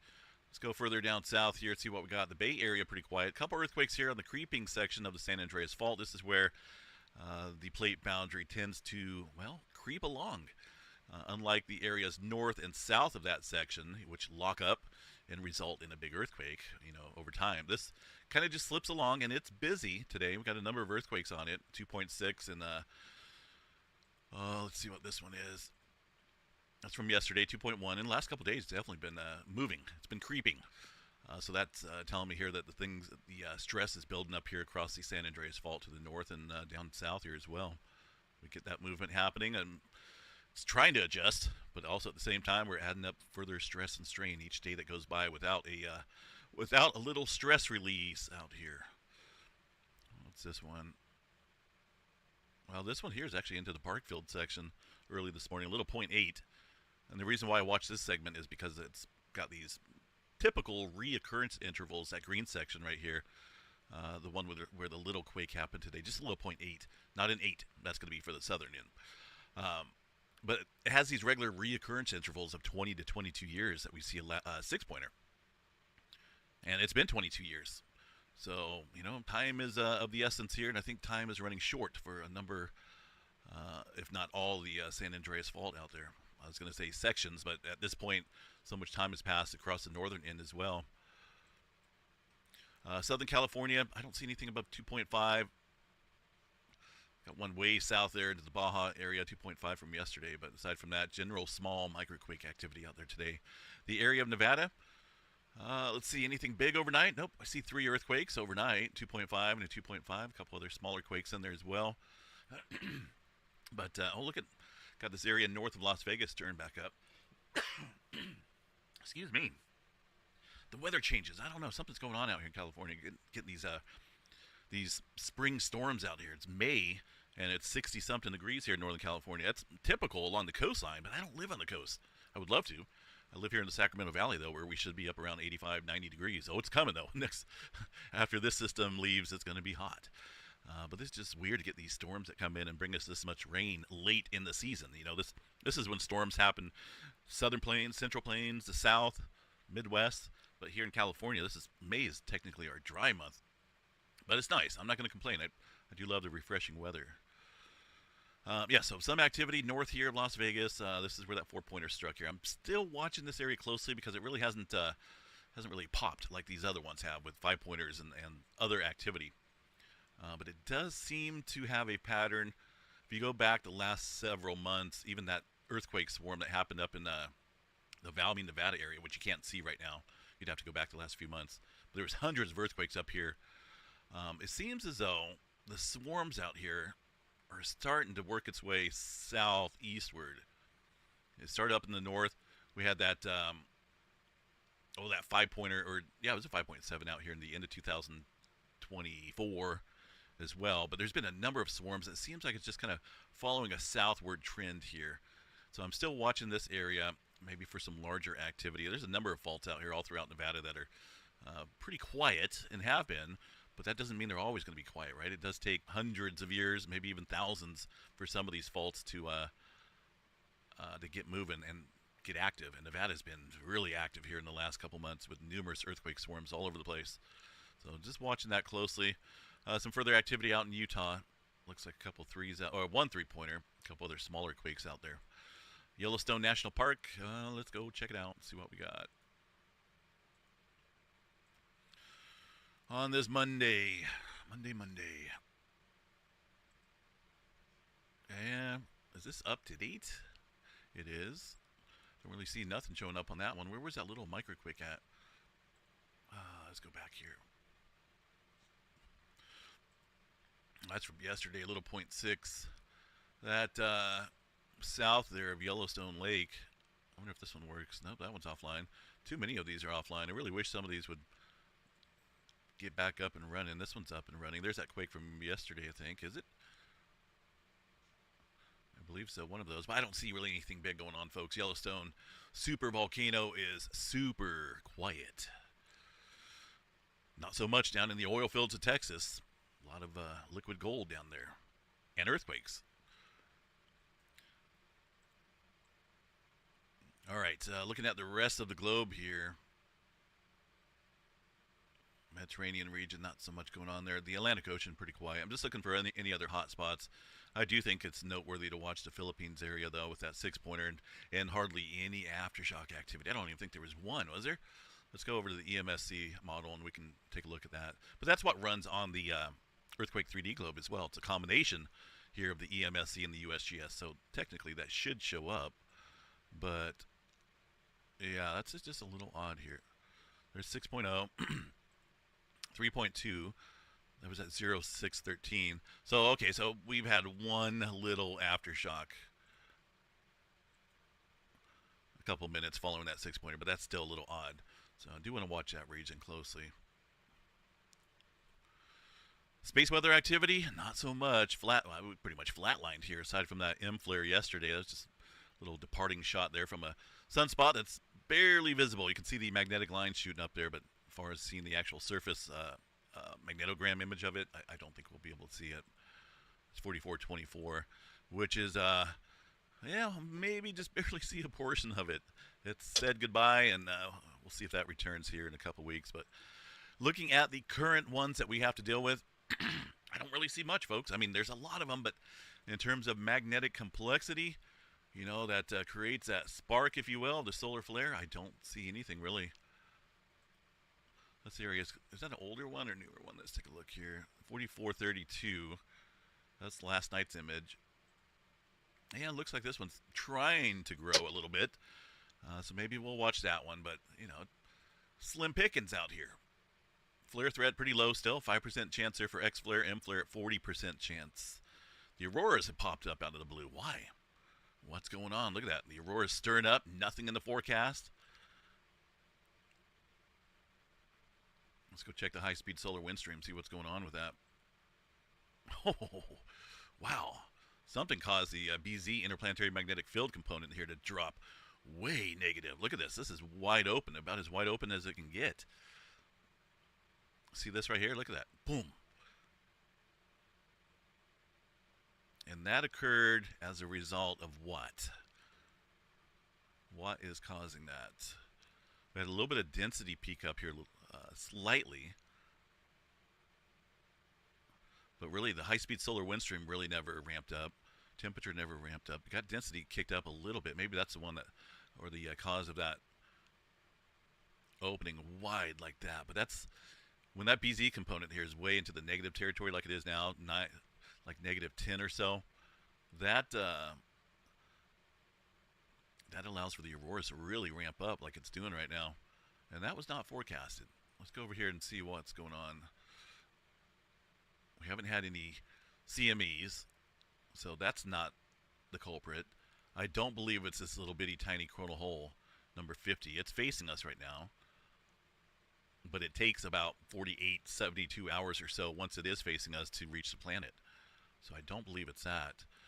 Let's see if the storm prediction, or the Space Weather Prediction Center put out anything. That's a little odd, though. So 5-3. Okay, I see what it is. It does look like maybe there was a couple small CMEs that were blasted off from what, though? From a couple C flares?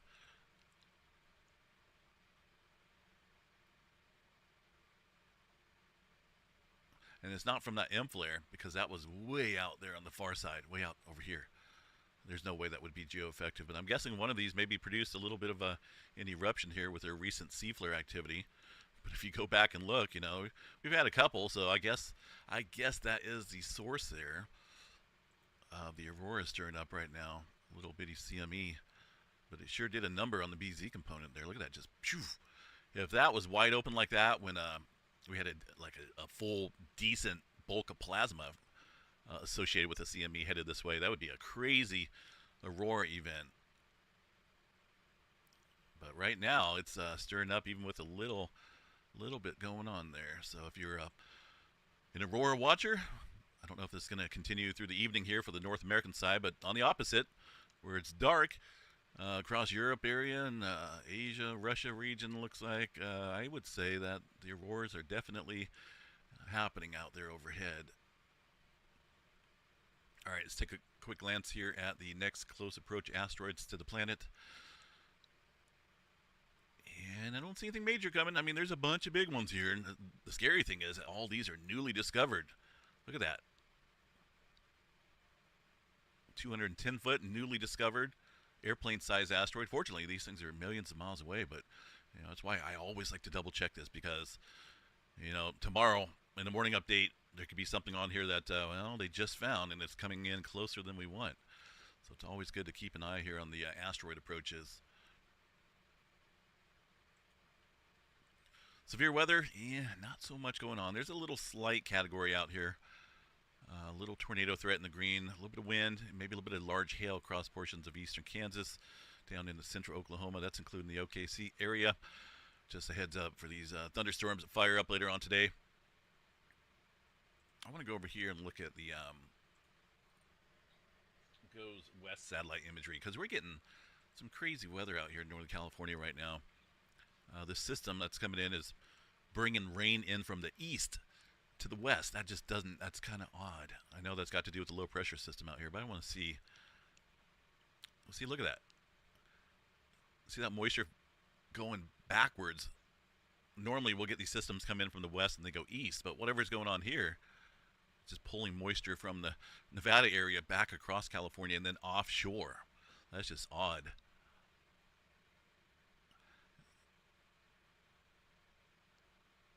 So I'm guessing there's probably a dip here in the jet stream that's allowing for that to happen. But that's an odd one. Like I say, we normally don't get that type of setup here. And the water is off the coast here of California, definitely much warmer than normal. I think that does have something to do with all the rain we've seen here recently, kind of, this late in the year, or late in the season, I should say, because April, we normally start drying out. May, I don't recall the last time we've ever had rain in May. It can happen, I guess, but it's been a little odd. Got some subtropical moisture down here, not bringing rain. This looks like just untapped moisture way up in the atmosphere. Anyway, yeah, things are going to cook, though. We got some hot weather coming up here. Let me show you guys a thermodynamic map. Nice and cold right now. Actually had to run the heater this morning again. I'm probably going to turn the heater off for the rest of the year after this, though, because we got this massive high-pressure ridge that's setting up over the Pacific Northwest, baking California. In fact, we're probably going to be in the hundreds here, close to 100, I would say, next weekend, early next week. And then maybe some more cooler weather down here. See, stuff is going on out here across the West Coast. Definitely a interesting pattern. Anyway, all right, folks. What do we got there? Petrolia. See, 2 earthquakes there. There's 2 earthquakes. Let's see if that's showing up on the USGS map. We got one of them right down there in the southern end of the Cascadia subduction zone again. That one's a 1.9. I'm guessing this one's going to be a 1.9, but there's a secondary earthquake, right? What time was that? Let's see, 1815. Yeah, so this is 1813. The previous one there at 1108, that would match this one. So this is a 1.9. There's a secondary earthquake, but you see they don't report all of these smaller ones. It's probably like a 1-pointer, but it's an earthquake nonetheless. How many other small earthquakes out here are not being reported? Because I do want to know. It's a very dynamic area, and a lot of time has passed out here. It's a sleeping giant. Just got to be prepared out there, folks. I live out here myself, here in Northern California. So when this thing goes, not going to be as damaging as out here across the coastal ranges, but it will definitely be strong.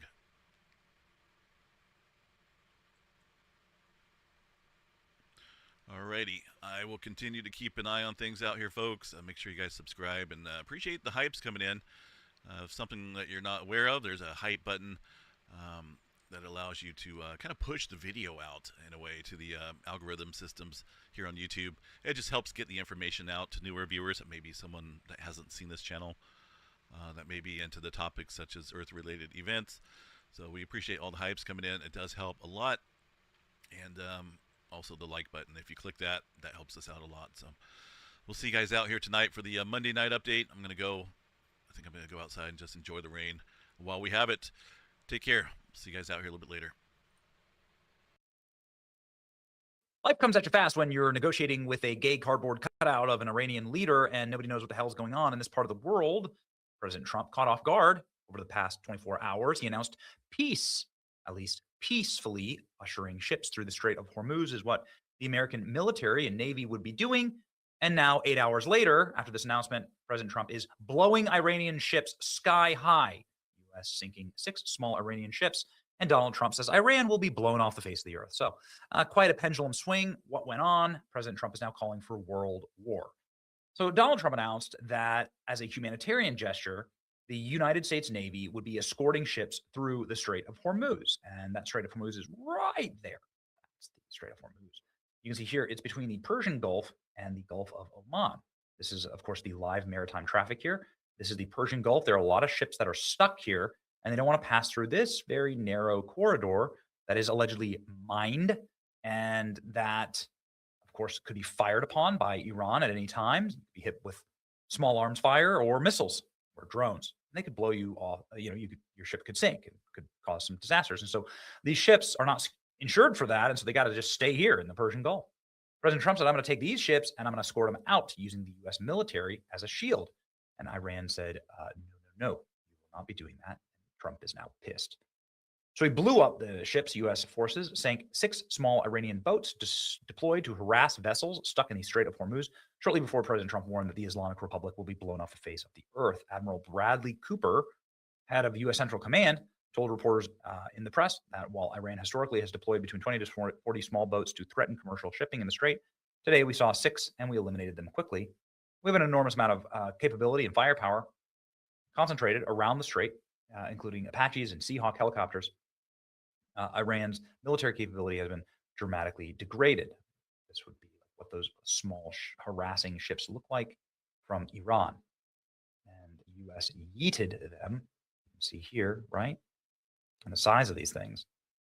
I think that all these oil tankers should come outfitted with machine gun positions and RPGs, and you'd get rid of some of this crap, right?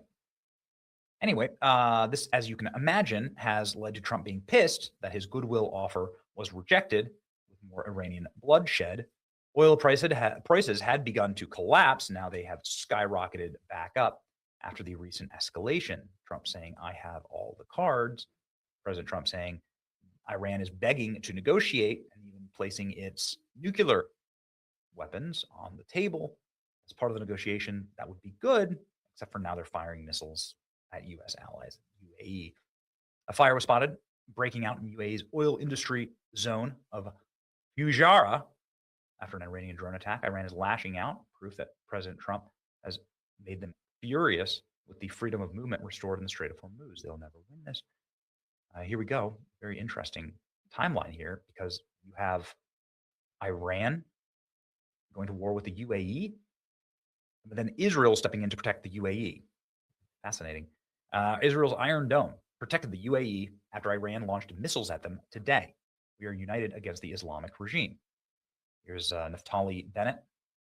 This is a major political leader in Israel saying that the UAE, a strategic ally, has been attacked. This is a declaration of renewal of Iran's war against allies of the United States and Israel across the region. Iran will intimidate our region. We will stand by our allies.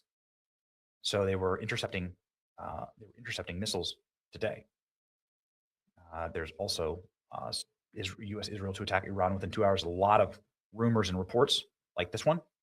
So Israel defending the UAE from attacks like this. You can see here the oil industry is getting struck. Iran can't ship any of its oil because of the blockade. So now they're attacking their neighbors who are able to ship their oil. UAE schools will move to distance learning for the rest of the week. Everybody in Bahrain and the UAE are now under threat of missiles being launched again. See here breaking, Iranian drones have struck the oil industry zone in the UAE. Major fire now burning. This is not a random target. This is UAE's primary oil export terminal, the Gulf of Oman, the only major UAE port that bypasses the Strait of Hormuz entirely. It handles millions of barrels of oil, rerouted specifically to avoid the strait. Iran just hit that bypass route. Obviously, you know what they're doing here, right? They're trying to shut down as much as they possibly can. It's Iran's only play. President Trump saying, I'm going to blow them off the face of the earth. Tel Aviv for us. Hello, Trey.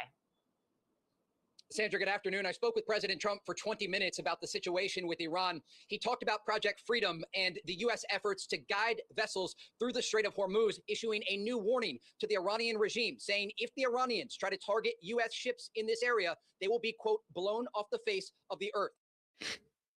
So gone from like peacefully navigating ships through to we will blow you off the face of the earth.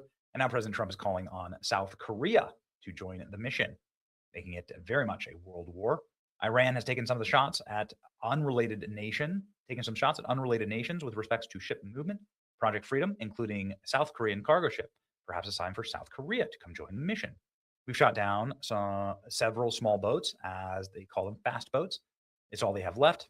Other than the South Korean ship, there has been at the moment no damage going through the strait. Secretary of War Pete Hegseth and Chairman of the Joint Chiefs of Staff Kane will have a news conference in the morning. Thank you for your attention to this matter. Okay. Ladies and gentlemen, this is something that is popping off. Life comes at you fast, right? CENTCOM is using guided missile destroyers, 100 land and sea-based aircraft, and 15,000 service members in order to engage in this mission, and President Trump is posting news. Donald Trump, operational Navy control, operational Air Force control, operational missile defense control, air defense is destroyed, and Navy destroyed, and leader of Iran dead. So when Trump's meme posting, I don't know, things are gonna get better or worse. We'll see. You know what we just want victory here in the homeland, and we don't want things that threaten that. I want the cessation of the conflict as quickly as possible so that we can get back to low oil and gas prices. It was around $2 a gallon at the beginning of the year in January, and fixing home affordability and grocery affordability here in America. That's what I care about. And that's what the voters care about the most, right? Okay. It's your boy Benny. Like, share, and subscribe. Thank you. This is your World War III update.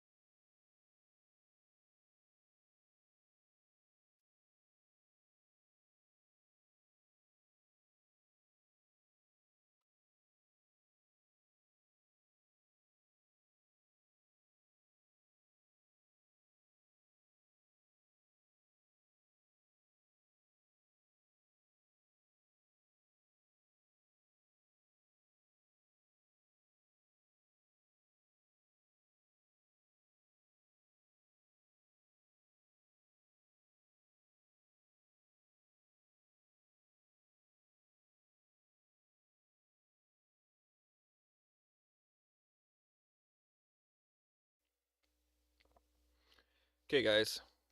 Sorry about that. I got the dog in the car now. She's the little husky over here trying to. Yeah, she's the dork. Yeah, she's mogging everybody now too. So we have some heavy stuff we got to cover, and by heavy I mean something that I don't technically want to talk about, but I am. Basically because I don't like to play into it. Yeah. Here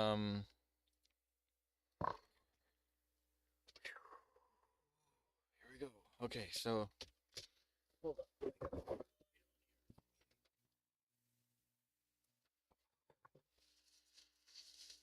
Camera action.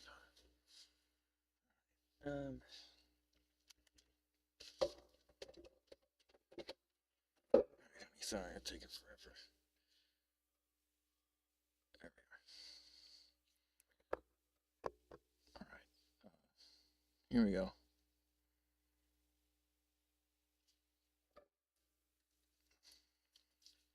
All right. Depending when this comes out, or if it does, we are currently being tailed by Cuban intelligence here in Havana, Cuba. I came here. I've been wanting to make a video for so long about life in communism and showing people what communism is like in a place like Cuba, for instance. Came here. Okay. I gotta put this on here. Boom, boom, boom. Here we go. And 3, 2, 1. This is very important. The name of it is I Was Almost Taken Hostage in Cuba. It's by Nick Shirley. If you don't know who this is an independent journalism person. He does individual. He does his own independent journalism and paid for by his subscribers at this point. But basically what I'm trying to get at is he's a very nice, kind person, and he doesn't deserve any of this. I would consider him best friend if we actually met and like talked. We would definitely click immediately. It's just crazy all the stuff that he's discovered, and like I've always been telling him to be safe because of this stuff. And it's just like I guess he's had street smarts, but it's not the same. You know, you live homeless for 10 years, it's not the same. You see things. So yeah, this is just nuts. So be careful, everyone. Times are getting crazy. Alright, depending when this comes out, or if it does, we are currently being tailed by Cuban intelligence here in Havana, Cuba. I came here. I've been wanting to make a video for so long about life in communism and showing people what communism is like in a place like Cuba, for instance. Came here to make this video, and when people think about communism, they typically just think about how communism is supposed to make everything equal, whether it be the amount of money someone makes or how food's distributed and how the markets are then controlled by the government. However, something that people do not think about, including myself, is how in communism they do not have freedom of speech. They don't have freedom of press. And therefore, they want to make sure everything that is posted or out in the world about their country is filtered or censored. So here in Cuba, as soon as I arrived into Cuba, I did everything that you need to do to come into Cuba as far as the documentation that it takes to come into Cuba. Right now, there's a big problem taking place here in Cuba. So it's not illegal. The largest humanitarian crisis they've had in maybe 50 years. And there's no oil or gas due to the blockade after Trump and the United States took over and captured Maduro. So Venezuela is no longer supporting Cuba with any oil or gas, and that also affects everything that they have essentially, between whether it be the food or from it being the light and the power shortages here, or just the gas alone. Here in Cuba, you hardly see any cars driving around because nobody can afford gas. For 1 liter of gas, it's $10. Okay, so where am I getting? Where am I getting from here? So I go out at the airport. They seize all of my cameras. They seize both my GoPros, my Meta glasses. These are not my Meta glasses. all my microphones. However, the only thing they don't take is my iPhone camera. That's what I'm filming this on right now. They don't take my iPhone camera, and somehow they didn't get this microphone that was in the very, very bottom of my backpack. So we get out and we go start to make the video asking Cubans about life in communism, showing what's going on with the blockade, showing kind of the downfall of Cuba. One sec, I'm working on getting this out. Right now, we're currently planning our escape route out of Cuba right now, so I had to respond to take a message to get out of here somehow. So let's go, Nick. I hope he we gets go out out, into the streets and we start filming this video. We're showing people what life is like in Cuba right now, how there's hardly any cars out in the streets. The buildings are like crumbling essentially. All the university is destroyed, the University of Cuba. There's hardly any food out for the people, and just the mass poverty that's taking place, and asking people about things such as communism, what life is like in Cuba. Well, when we're doing one interview near a hospital where there's a huge line outside the hospital, because here the hospitals aren't even working essentially. The lines are taking forever, and with their hospital and the government controlling the hospital, that also affects the power. So right now you currently have surgeons doing operations with flashlights because there's no power inside of the hotel, in the hospitals. Right now I'm in the only hotel in Havana that has 24/7 electricity, 24/7, because this is the only one that has that access. That's what the reason why I booked this hotel was, because their website was the only one that was operating 24/7. All the other ones weren't, so that's why I was able to get this hotel. And anyways, we're filming this video, and when we're next to the hospital, we see undercover cop roll up on us, and my security guards that are with me, they detected him, and then all of a sudden there's another one. So we hopped back in another taxi, we left the scene, and we thought we were good.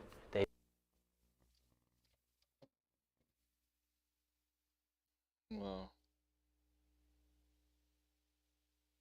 So, like, I don't know if you're understanding this, but like, this is like really stressing me out, and it's like almost 1 o'clock in the morning on Cinco de Mayo, so I'm gonna smoke some weed, guys. Happy 420-ish. It's not obviously 420 now, but it's 420 somewhere, all right? But that's just to bring some light to this. This is a serious matter in the sense that he literally could be a hostage right now, though. So They didn't tell us, and we left. I'm just trying. But since we left the airport, we had been getting told, or the word had gotten out that there was a journalist inside of Cuba. There's only 2 flights that come in here every single day, so it wasn't hard to spot out who the journalist was. And that's what my tourist visa said. That's what my visa said. It said for journalistic activities. So you can come here. There's 12 categories in which you can come, and journalist activities is one of those. So therefore, that is why I came. And right now it is currently 9:30, and we have Cuban intelligence down in the lobby of the hotel right now, working to essentially try to round us up and potentially imprison us or make it so we cannot leave Cuba. So right now we're coming up with a game plan to escape Cuba. You go, Nick. Our original flight is to leave on Saturday. Right now it's Thursday, so we're going to be leaving tomorrow. If we can make it to the airport, we're about 1.5 miles away from the U.S. Embassy right now, which could be our possible way out of this situation by going to the embassy. However, that does not stop Cubans from stopping us before we get to the embassy. It's about 1.5 miles away, so we have to make it to the embassy.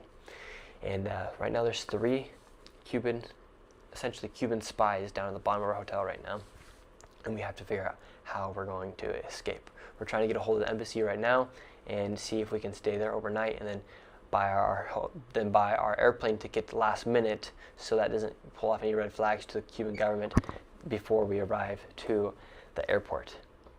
This is not a joke. when we talk about communism and we talk about the effects of communism, something that you often don't look at is the freedom of speech or the freedom of press, to just simply be able to give your opinion out in the public and have it be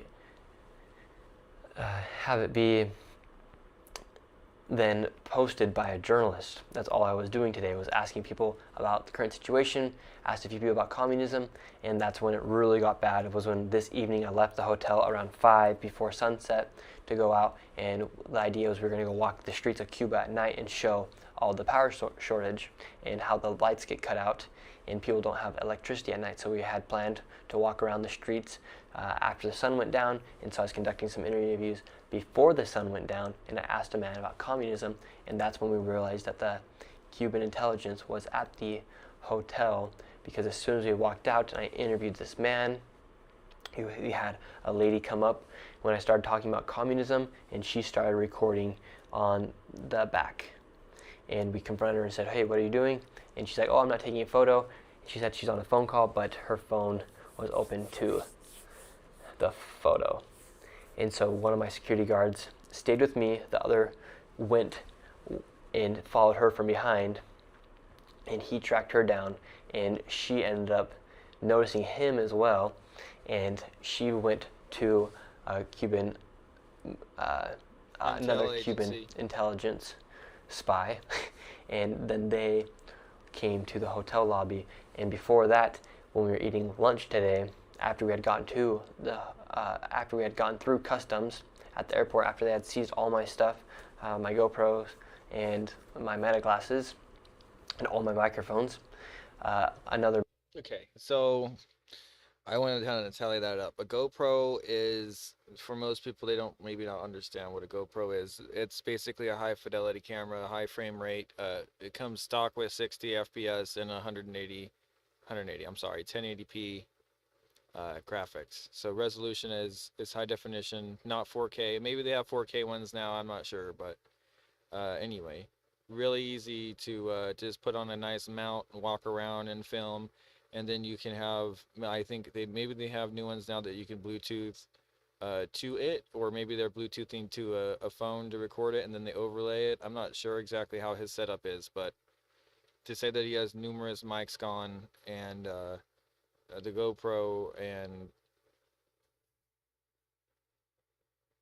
here. Couple more things. At the airport, after they had seized all my stuff, my GoPros and my meta glasses. So there's two. The meta glasses. The other, I forgot because I don't have any. Never had them. I don't know the specs on them, but I know they run some custom versions are $1,200. So you can get some easy at like 600 to 500 to 400, depending on if it's just stock glasses, how much battery life, everything to do with the model. If you get them custom from whoever, but it's still a lot of money, and see what I mean. So like they're $10 for a liter of gas over there. They just punked this guy for his recording studio's equipment, so they could either A, sell it, or B, use it for their own propaganda now. It's one of those things where you really can't trust going anywhere. I don't like to think that like I would never get a passport and go anywhere, but I don't care to. It's not my problem. I have one particular place to go in mind, the moon.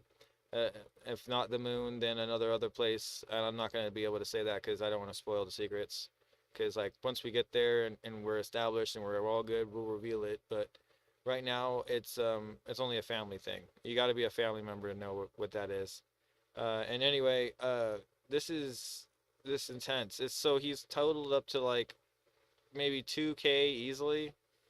Not counting if they're like $100 mics. I don't know how much his mics cost. I should go check. And anyway, I know which ones are missing because he's not showing them. But yeah, here we go. And all my microphones. Another man was at the hotel. Yep, look and at that. He was all by himself. Look, and then he's got like this evening he was with the two dude is ready to hit you. Spies in the lobby. So right now we are trying to plan our escape route. We have a few options.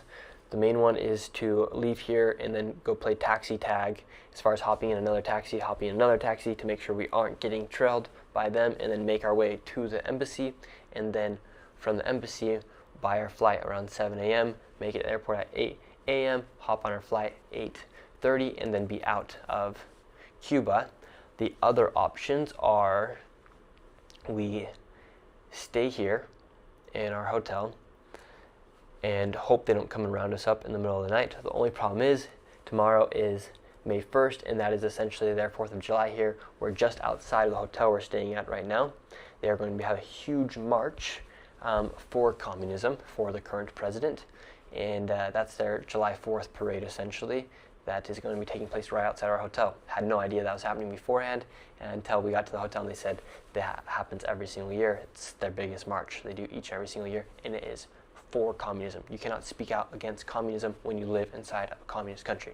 Last time that happened in 2021 here in Cuba, lots of people were arrested, and it was not good. And the other times that happened were, I believe, like the 1960s. So communism does not allow the truth to be told. In fact, it just censors what people can do, and right now they are literally trying to kidnap and detain me and my 2 security guards that are here with me right now from leaving Cuba, and we're trying to do everything we can to somehow do something with this footage. And so if this video does make it out into the world, I have either been kidnapped or I am safe. If it's after May 1st, I am not kidnapped. But if the video is Okay, so it's May 4th, so he's not kidnapped. Alright, I'm not gonna get kidnapped, so I'm not gonna say that. So I'm going to post this video though to show you guys the risk that we're in right now, and we are going to make it out of Cuba. If there's a will, there's a way. But this is currently what we are planning right now and going through, because we legit have Cuban spies. You can tell he was being told stuff like bottom right of our now. hotel room. We're on the 8th floor right now. They're in the lobby right now. The security guard just went down to see what was going on, and they're all down there in the lobby. There's a few singers down at the restaurant right now, so we're thinking to go down, blend in, and then sneak our way out for the night and make our way to the embassy.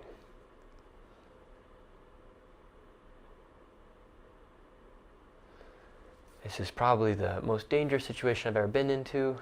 This is probably the most dangerous situation I've ever been in, especially when you have no power here, essentially because the United States and Cuba, they do not like each other. There's been an embargo since the 1960s here, where the United States has not allowed other businesses to do work with Cuba, and it's also then right now you have Trump even saying that he might have the pleasure of taking Cuba. And Marco Rubio, obviously, he has even said openly that he doesn't think a regime change would be bad, which it wouldn't. Look what's happening right now because of It's depressing. communism. They literally have spies downstairs right now trying to round us up before we make it before we're able to publish these videos. So if I make it out, this video gets seen. If it doesn't, I'm most likely in a prison cell, which I really hope is not the case. Third option is we somehow get to the embassy and we get a private jet and we make our way out. Other option is to steal a boat and take it all the way to the Coast Guard and then surrender to the U.S. Coast Guard and make our way into the United States. So those are pretty much our options right now. We have somebody outside, even on the street, in a blacked out vehicle, eyeing us from our hotel room. Oh, wow. And now we are trying to figure out what to do. Anyways, that is the current situation. I'm currently potentially about to be kidnapped here in Cuba. I hope that is not the case, but I think you guys should know exactly what is happening and the risk we are taking here in Cuba to try and show people the truth about the realities of communism and what's happening here in Cuba. All right, we'll see what happens. They're asking why are we trying to leave the hotel early.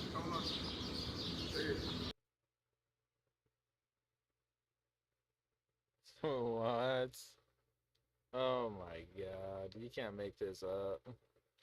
Oh, dude.